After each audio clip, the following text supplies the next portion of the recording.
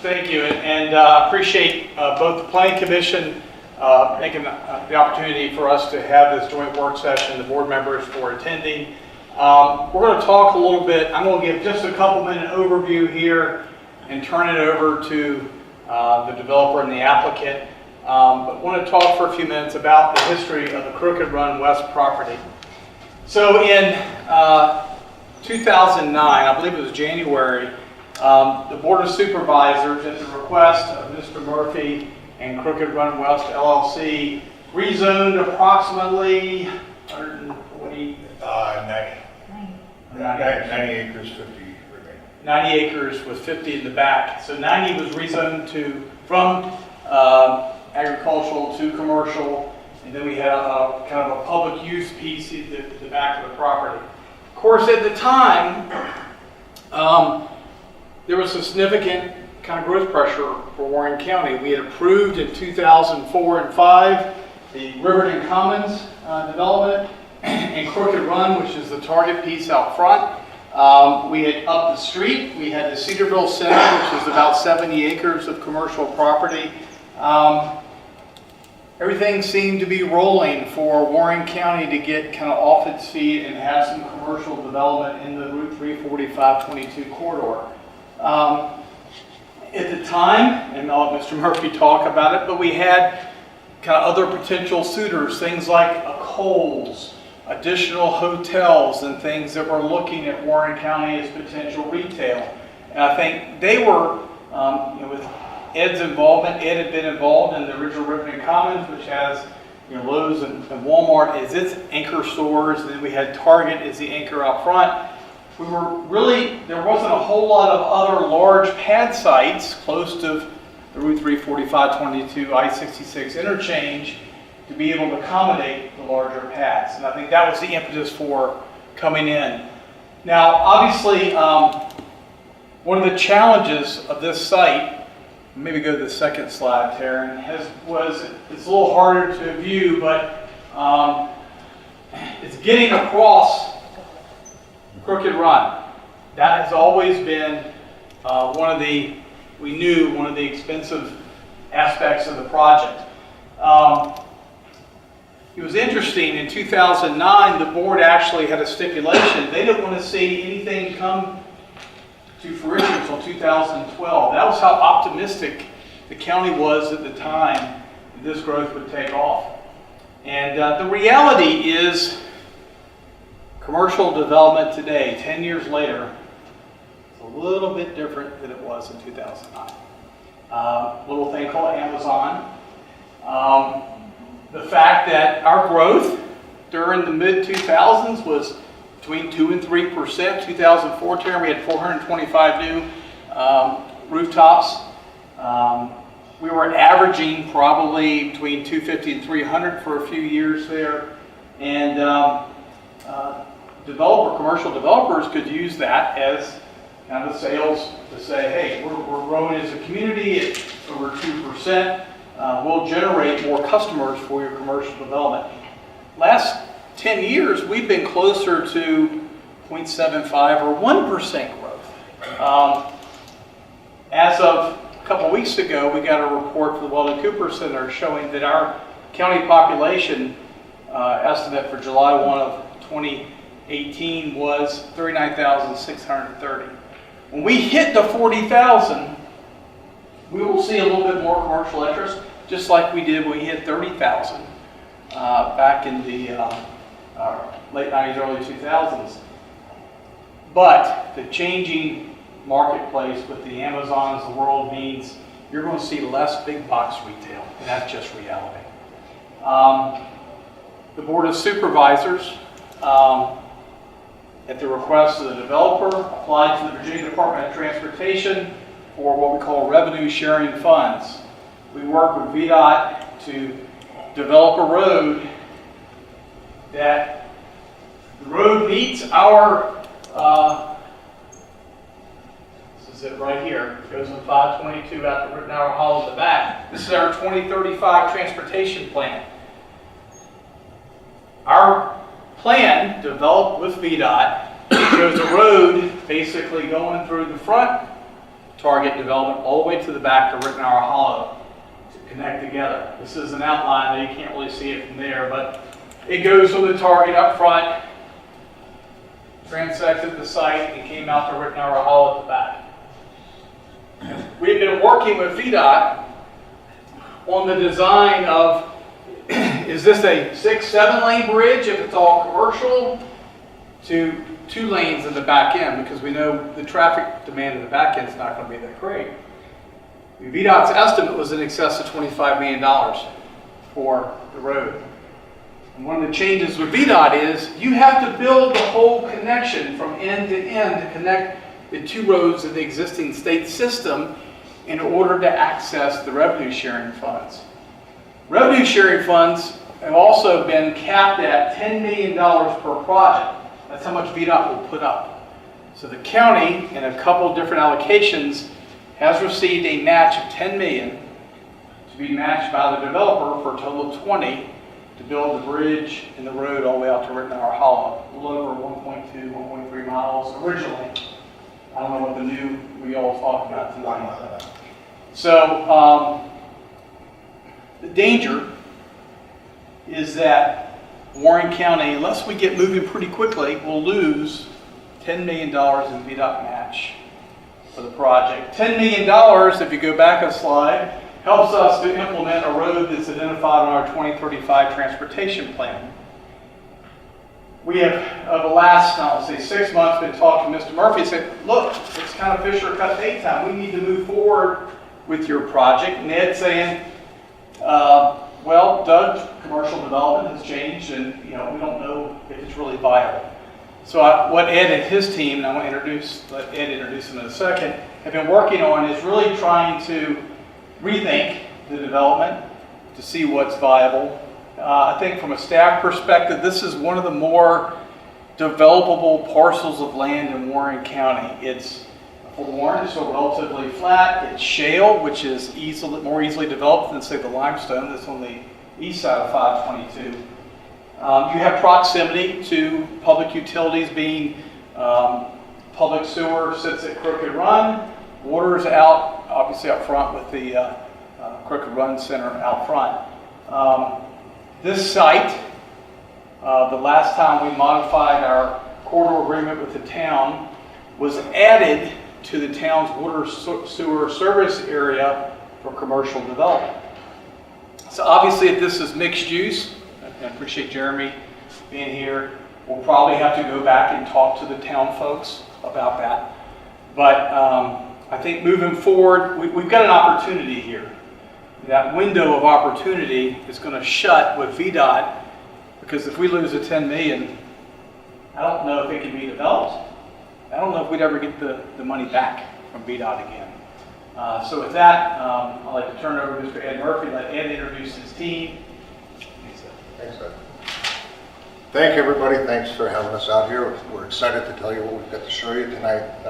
Teeing off a couple of points that Doug made. Number one, we were just involved with the Royal Farms development and participated very successfully with revenue sharing with VDOT on that. Marlon Silent Investments had secured revenue sharing for the widening of 522, and when we came in and put in Royal Farms, we participated and contributed to that as well. It worked out very well. So we've got a track record of working with VDOT and showing we know how to do revenue sharing. We're prepared. We've already posted a pretty significant amount of money for preliminary engineering. So Doug's given all the background you probably already knew or need, so I'm not going to go over the background of the project. It's really well said. One thing I want to say right from the outset, you're all familiar with Staples. Staples came in, one of our very first leases in Crooked Run. They came in on a 10-year base term deal. At the end of the 10 years, their rent was below market, and they said, we're leaving. And I said, will you stay? I'll cut your rent in half. They said, won't even stay at half rent. I said, well, will you go year to year on half rent? Make it even better. No, we're leaving. Finish the sentence. Internet, Amazon, whatever. So I'm sitting here looking at a 20,000 square foot vacancy on a 220,000 square foot shopping center. Not a good position to be in. So, as they say, knock on wood, we had TJ Maxx and we had Michaels come in. They saw the area, they're expanding.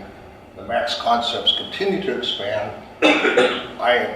We're blessed to have Michaels in here and very, very happy to have him.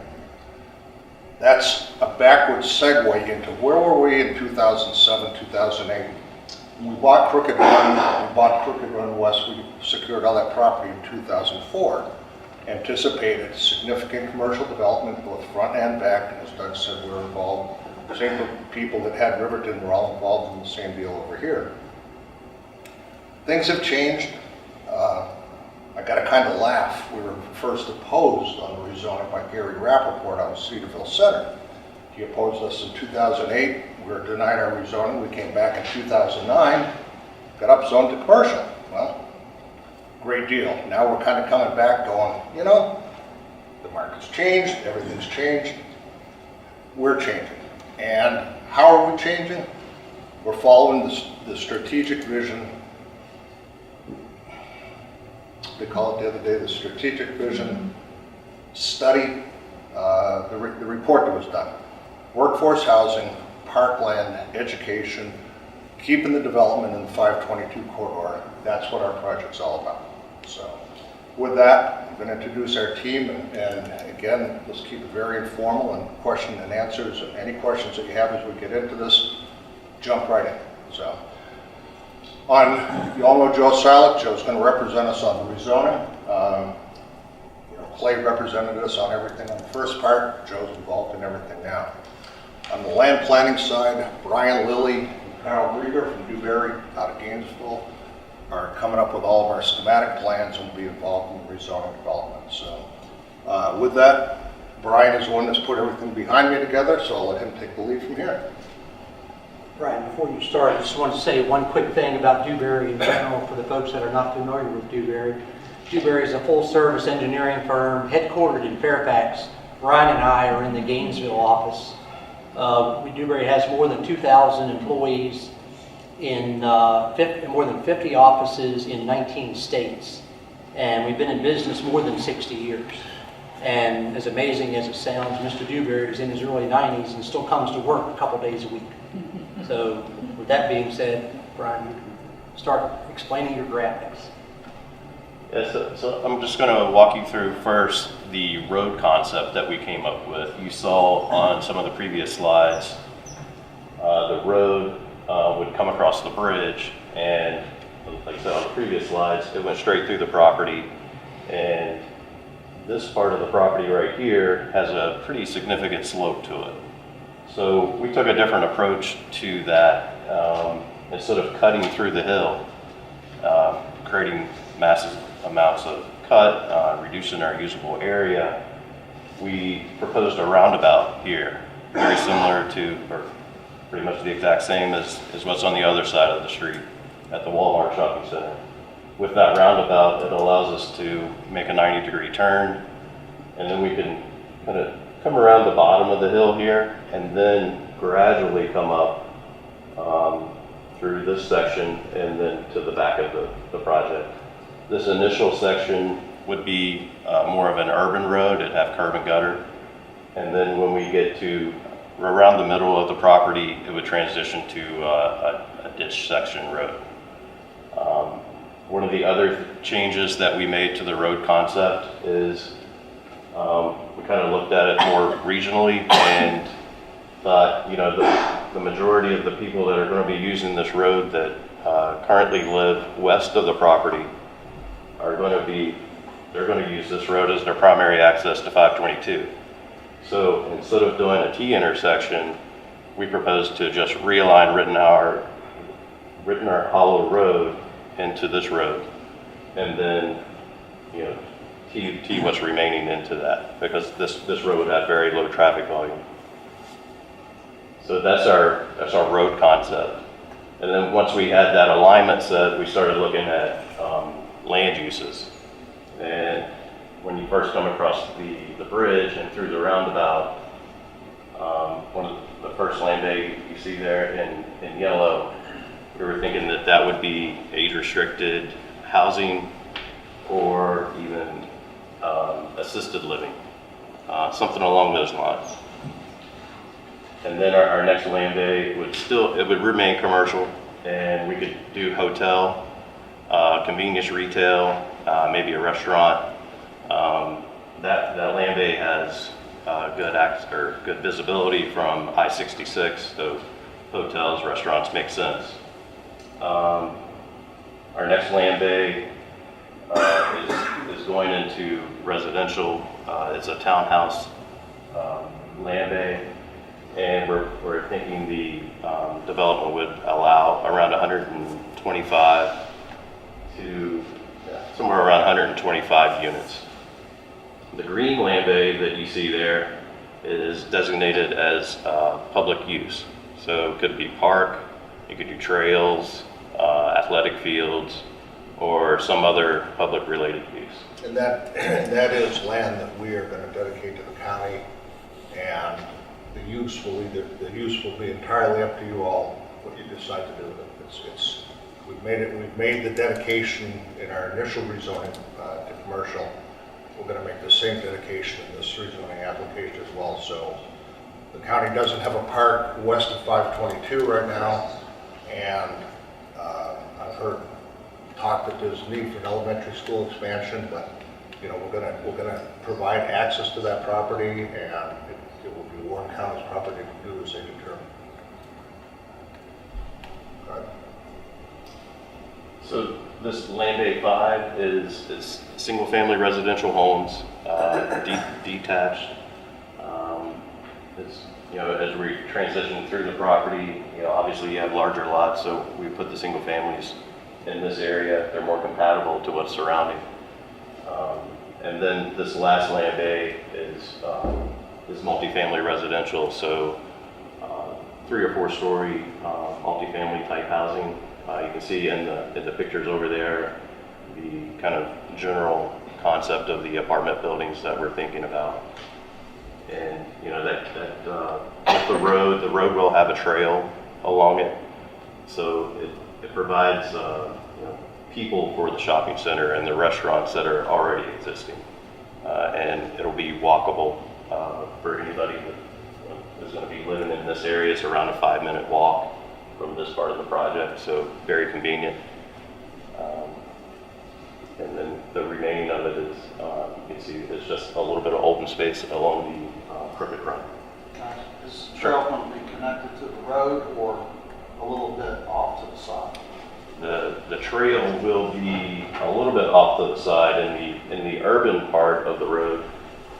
Through this section, it'll be offset 8 feet from the curb, and then through the rural part, it'll be offset around 12 feet from the road. One of the other matters that's going on right now, John Callow, as you all know, with Kittleson, is updating our traffic study. We did the traffic study for 250,000 feet of retail, 450,000 feet of office, the potential hospital site, and so on and so forth. That's all being updated now to these numbers right here. And those numbers and the geometry and the findings of the studies will be given VDOT, and that will go into their mixes to the bridge design. So it's always been anticipated that there would be a bike lane on the bridge and a pedestrian walkway on the bridge, and how that gets tied in kind of comes back to us. There also would be no driveway connections in the residential portions to this main road, just entrances into the land bays, just main intersections. So it's more like a parkway. Yes, correct. And one more thing I'll mention on the roundabout, other than allowing us to do the 90-degree bend, it also will act as a really good traffic calming device before you enter into this part of the commercial development. The other thing that I might point out, we've provided for an active open space buffer between the residents to the north, and we've actually provided an open space buffer here to the Crooked Run Creek. It's not necessary, but again, as you know, we've performed the wetland studies, environmental studies. There's no endangered species. There's no wetlands. There's no issues like that to deal with, but at the same time, it's land that doesn't need to be developed. So there's going to be a good buffer between the back of our shopping center that's there right now, retained, and obviously the folks up on top of Crooked Run Hill, or Crooked Run, the little development up on top of the hill. Does anybody else have any questions? Just the multifamily use, that should help us with our workforce housing issues. And I do appreciate you listening when I brought up about no parks on the west side of 522. That's an issue with the people in North River, and I really appreciate you listening. Thank you. We've tried to provide, again, without any commitment, we've tried to provide a good developable area right here that would hold a facility, some 20 acres. And then, again, the site gets more challenged as you get back to Rittner Hollow, but from a parkland perspective, from an outdoor nature kind of perspective, it's good. Yeah, it's good. I mean, it's you've got stuff at Fishnet, you've got, not going to get into the nitty gritty, but it's there. Anything you want to say here? Just to point out that this in your comp plan is zoned or commercial. It's not mixed use. No, Okay. still commercial from when it was rezoned. Okay.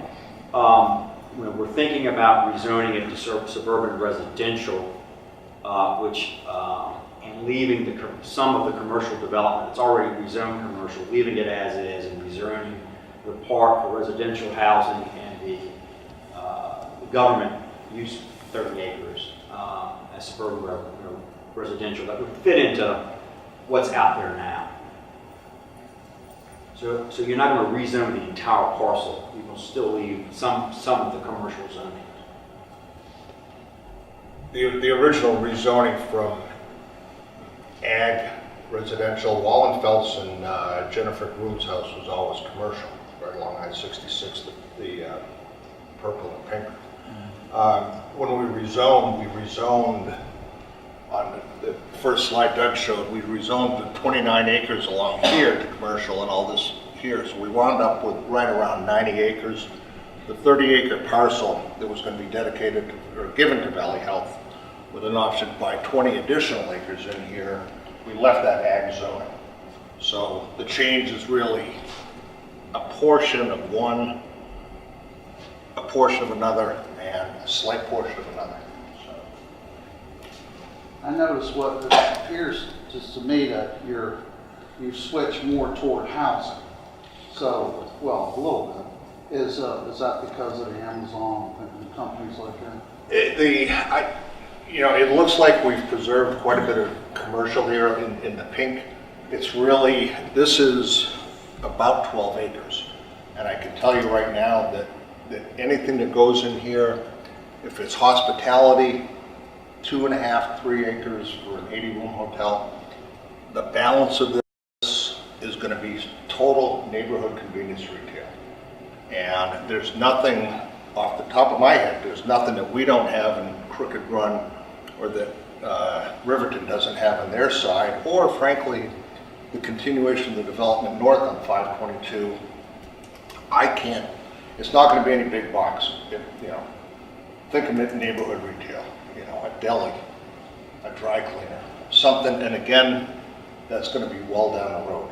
Hospitality, probably a little sooner, depending again on how everything shakes out with the addition of the new Town Place Hotel.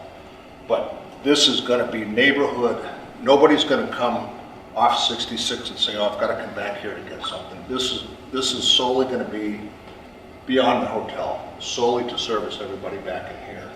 But absolutely, I mean, our business has changed so much in the last 5 years. It's incredible. Internet, Amazon, you name it.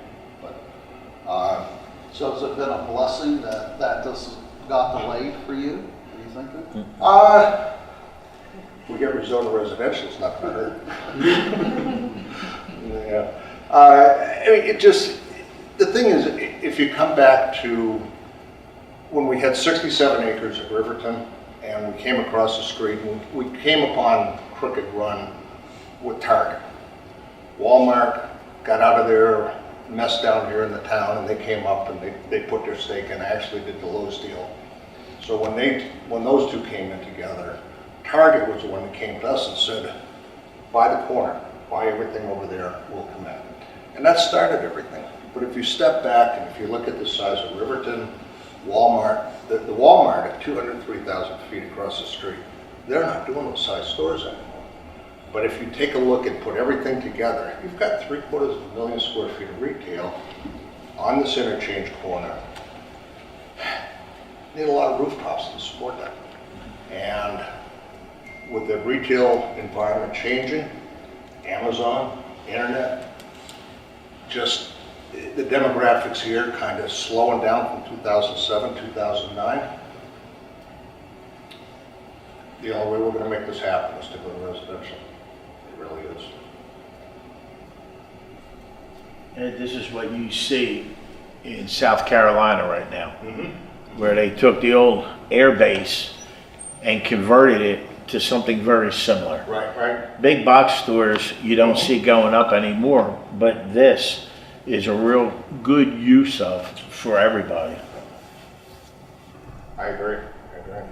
I mean, one of the other things Doug touched upon, Kohl's have an interest in the site. In 2007, 2008, there was interest from Kohl's here, and the Kohl's developers had a lot of interest in the site. And we've always said, you know, we need a grocery store on our side. We've got a grocery component inside of Walmart, and remodeled Martin's down here. Martin's, I've talked to them a dozen times, and everything's been the same. We need more rooftops. And even then, it's kind of one of these, well, it's a tweener.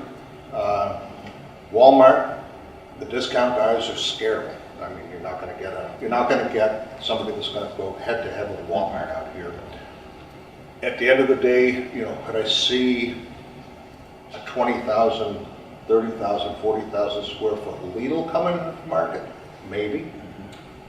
They'll go head to head with Aldi. Aldi went head to head with Walmart. So our grocery component's pretty well set right here. So again, not to get off the subject, but time is of the essence, and VDOT has been very generous to the county, very, very generous to us, and it's right now, you know, to make this work, you know, we have a great opportunity, and we're prepared. We're committed. If I may add, you know, I see our interim EDA directors here. We looked at the potential for industrial in the back, you know, whether it's, you know, one of the real issues is you're not going to force tractor trailer traffic through that commercial entrance at the front. You can't mix that kind of traffic. And the other reality is we'd love to have, you know, 20, 30 acres of office. We don't have that kind of white collar job here in our community yet. We're trying to market the ad tech site for that. So it really boils down to, in order for the developer to invest 10 plus million on the road and the other infrastructure, it's got to be something that's viable in the next, you know, 10, 15 year window and actually happen. And we don't see the demand for office space or light industrial stuff along those lines to be a viable option. Fair? It's completely fair. I mean, all you have to do is pick up any of the trade journals, any of the newspapers. You know, WeWork just bought, you know, the old Lord and Taylor building on Fifth Avenue in New York. What are they going to do with it? They're turning an 11-story building into a WeWork building. Okay. Hey, the days of putting up a big 250,000 square foot Class A office and filling it up, not going to happen.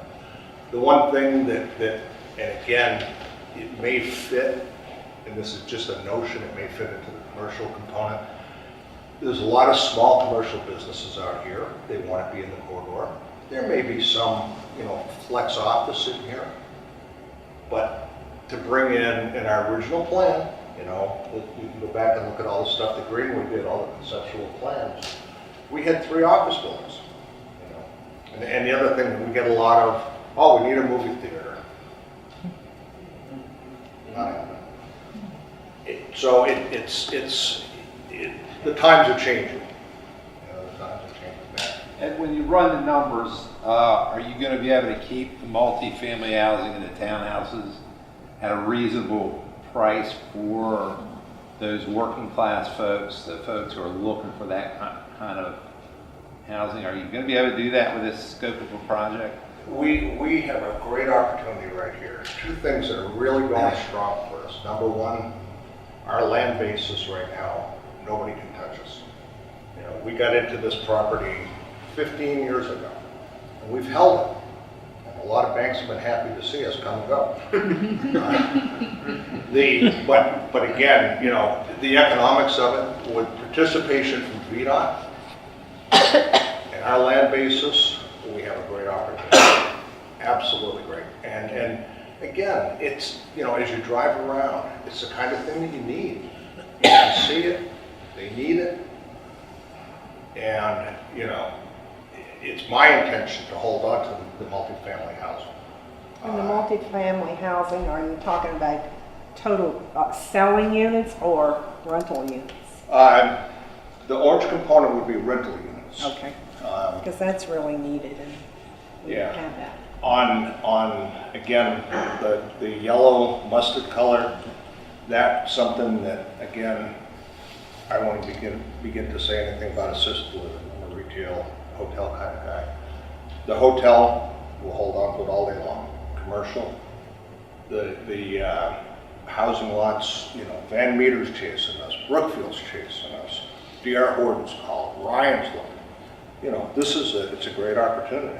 So, but again, on multifamily, I don't think anybody can touch us. Not and deliver a Class A product like we want to deliver. Ma'am. Yeah, I just wanted to say, I think that your plan looks excellent. I have quite a few people I know out here that commute into the city, and they're very happy with living out here. They love this area and love the community. I noticed that there was some building in Marshall, and it seems like those places are filling as soon as they're done. I think with the options that you have, I just think it's an excellent plan, and I think it'll serve our community very well. Thank you, I appreciate that. I know Van Meter has started a huge project in Marshall. And Mark Smith, who most of you know from Greenway Engineering, called me the other night and goes, you know, Van Meter is banging on my door. And you know, Carl and Brian have said, listen, let's put it out on a request for proposal. Let's get the best guy in here. Whether it's the multifamily, whether it's single family lots, towns, you know, the assisted living, I kind of look at that. It's a good complement to a complete component. It's not, you know, I should probably buy one myself, but, you know.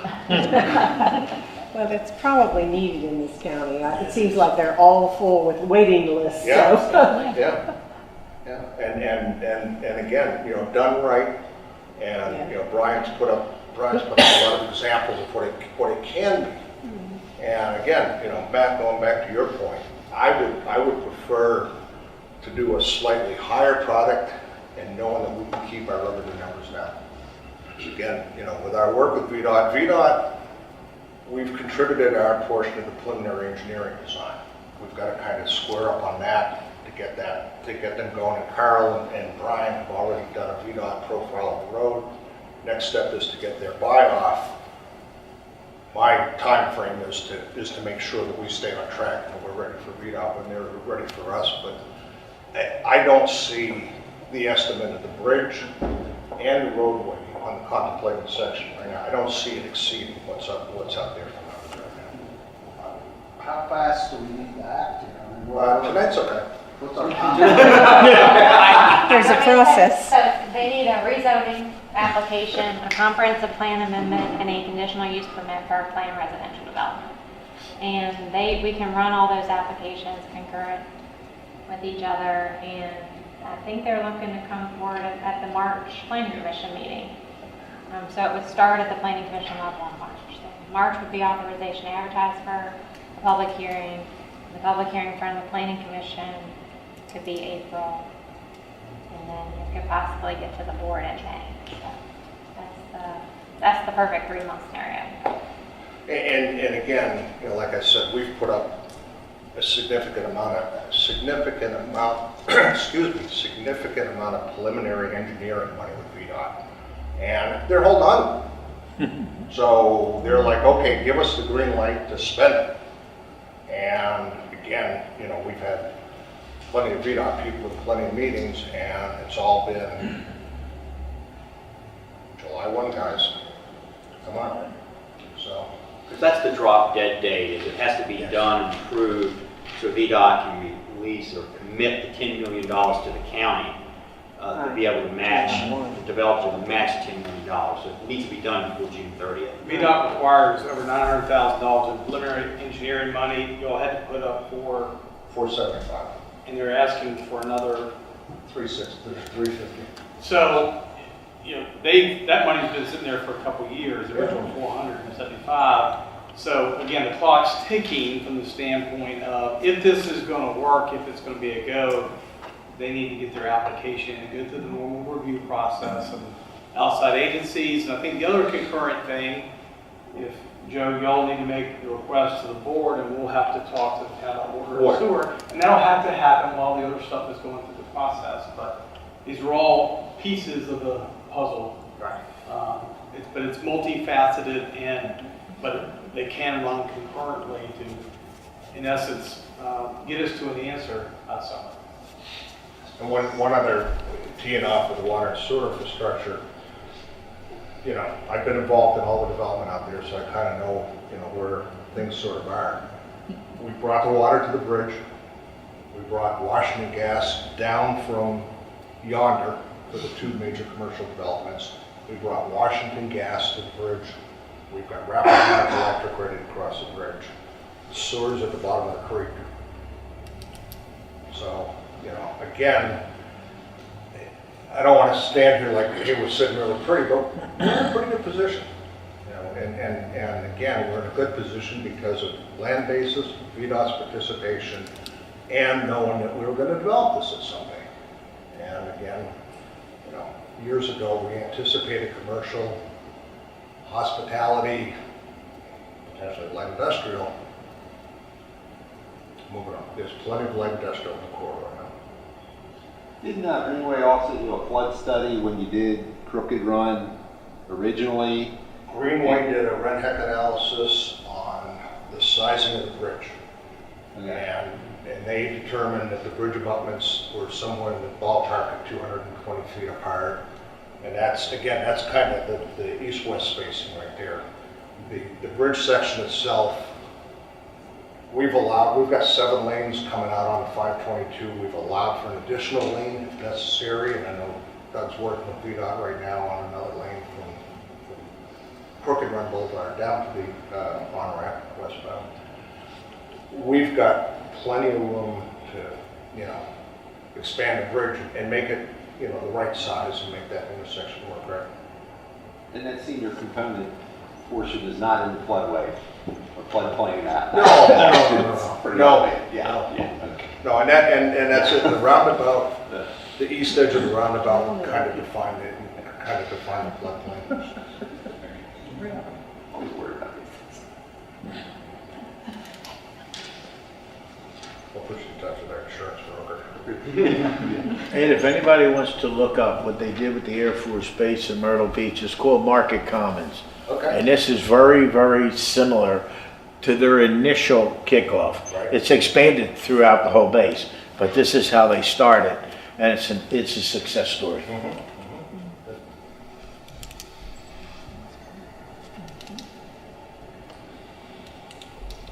Anything else? You're looking for us for a commitment to $5 million, is that what it is? So as far as the bridge, right now the county is not on the hook for $1. VDOT has pledged $10 million to be matched by the developers 10, or if the cost is 22, you'd be on the hook for 12. But obviously they're trying to work within the budget. The reality is residential, the proposed commercial here, is not a big traffic generator.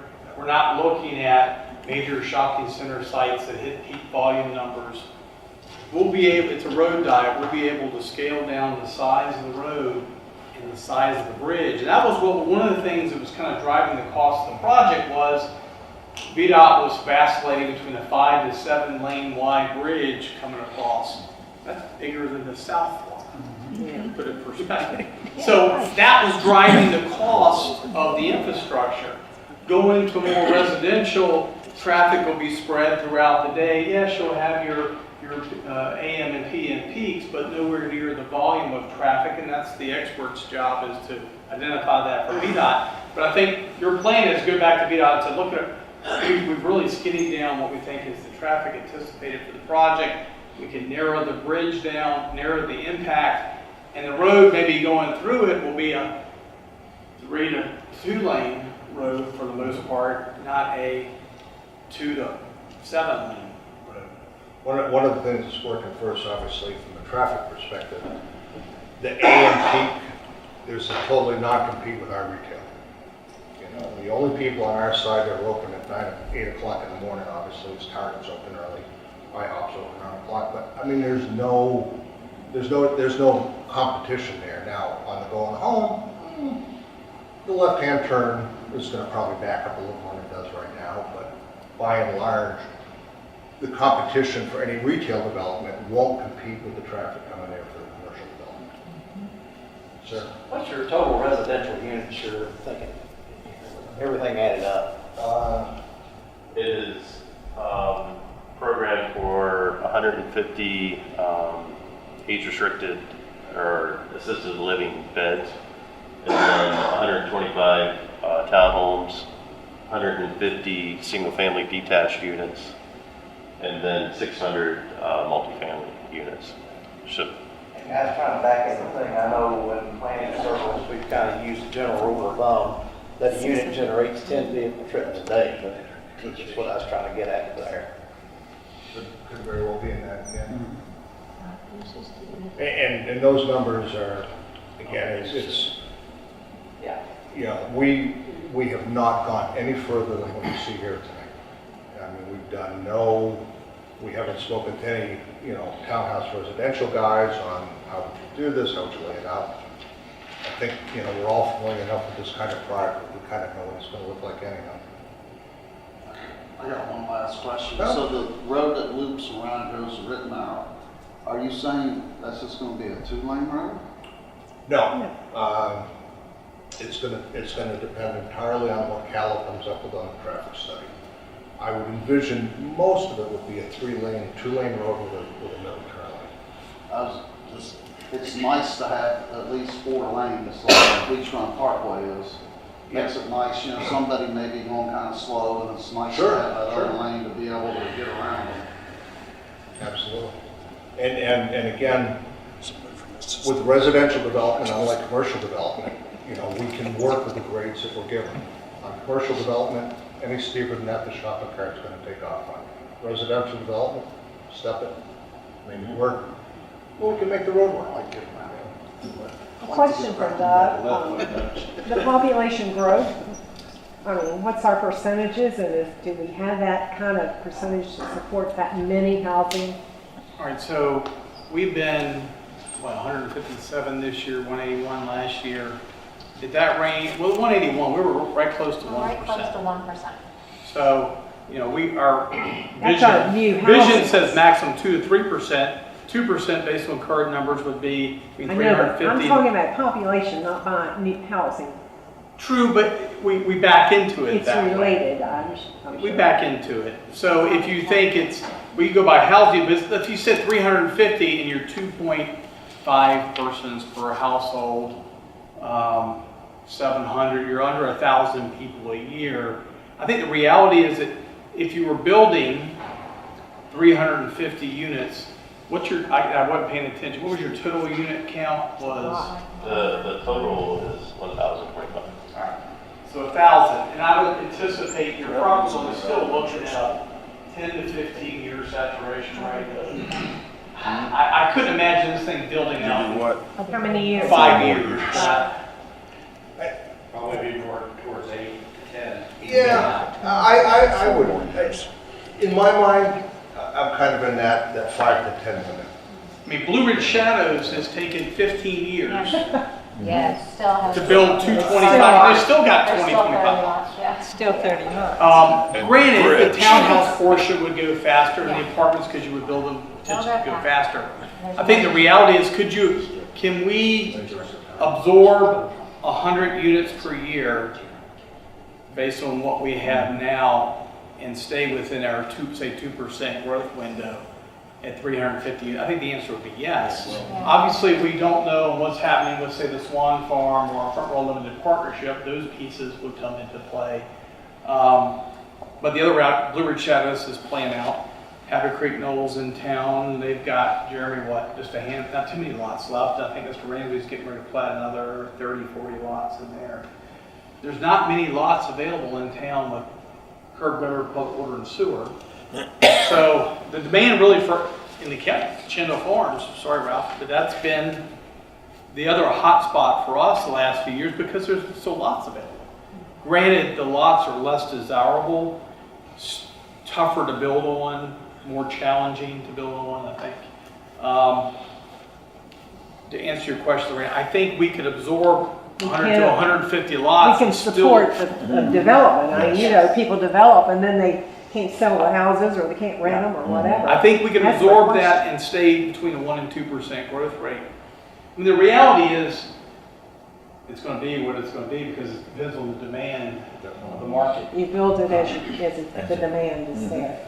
Okay. But the odds are, It has a mix of housing types too, I so understand. you've got the different markets there, so if one's going good, you've got something available for that. Definitely the rental there's just very little rental available. I mean, and I think that's where we get our affordable housing for teachers and whatever. it was very telling this year.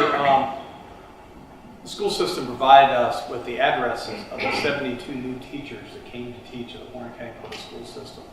And we plotted those on a map. I want to say 35 and just under 50% located in Warren County. The rest were Strasburg, Eden City, Right. Winchester. You have to drive. And if you look, it was where the apartments, where they could find I think that's adequate housing really drove that. And I think that's one of the components of how we lose teachers is if I go to Winchester and I find a place to live, and after 3 or 4 years I realize, wait a minute, I can stay here and I can make $2,000, $3,000, $4,000, $5,000 more. I'm more inclined to stay here. So we see that in social services and other places as well. So it definitely, it's an impact. I think that's through the visioning process. I think it's one of the things we found out. And certainly this is has the potential to address some of those concerns. Absolutely. Well, even Doug, in 04, 05, 06 are probably your 3 biggest years for building permits, residential building permits. And I don't think you will ever see that pace again. Now, it might go to 300 or 350, but I'd never see it get to 425 or anything like that again. So I think the county will be able to manage the new population. I know the big thing for everybody sitting in this room, especially the supervisors, are schools. But you've built 2 new middle schools, you have 2 new high schools. You got an elementary school that you're going to have to address in this quarter, but there's 30 acres that you can maybe bang room to build a school on. So, and there was progress with the last rezoning, and we might fix them around, turn them around from square footage to per residential unit. So we can help out with the schools a little bit.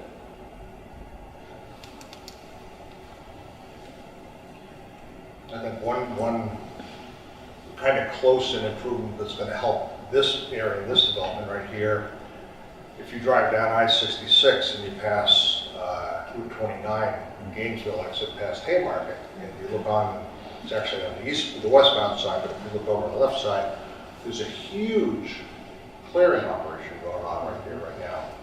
And as I was informed, I thought it was a data center, it's going to be a parking ride. And it's going to be the termination of the I-66 express lanes. Okay, all right. Well, look at what's between there and here. Fauquier County, and there's not much in limit. So, you know, from exit 42 to exit 6, you know, this is going to be the first line. So folks that have the opportunity to work in Tyson's, Reston, or even hit the I-66 express lanes, but want to live out here, you know, this may help our absorption. Should.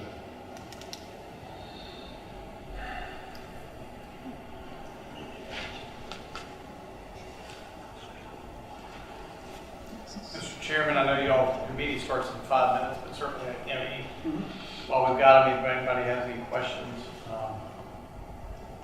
otherwise we can take feedback, get it to Taryn, and Taryn can forward it along to them as well, so they can incorporate that into their planning.